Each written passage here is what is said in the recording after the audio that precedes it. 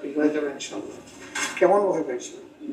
ভয় পাই না, মানে একটু কর্নারে ছিলাম, তখন বিএনপিরা আমার উপর হামলা করার চেষ্টা করছিল। তারপরে দায়িত্বশীল আমাকে একটু করছিল, সেভ করছিল। এরপরে আমি যখন মসজিদের ভিতরে প্রবেশ করতেছি, তখনই আমার মাথার পিছনে বাড়িতেছিল।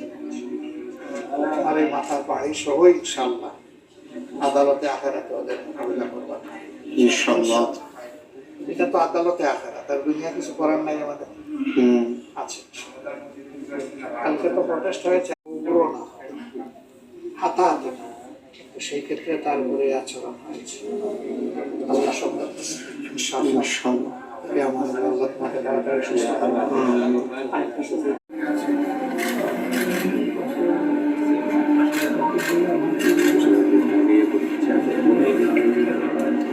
কোথায় যাবেন?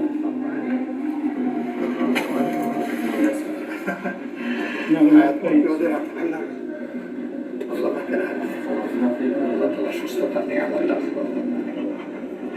মাথায় কোনো ব্যথা নেই, কোনো জায়গায় একটু আছে।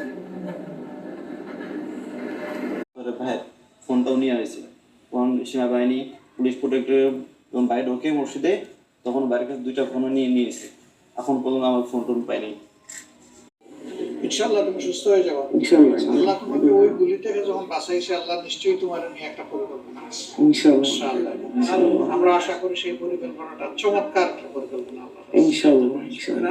তোমার দ্বারা তোমার মা বাপকে আল্লাহ সম্মানিত করবে ইনশাআল্লাহ, আমাদেরকেও সম্মানিত ইনশাআল্লাহ। আগে বুলেট দিয়ে শেখ হাসিনা বিদায় হয়েছে, আর এবারে গাড়ি দিয়ে বাধ্য দিয়ে আছে ফেসিবাদের বাকিটাও তুমি বিদায় করবে ইনশাআল্লাহ।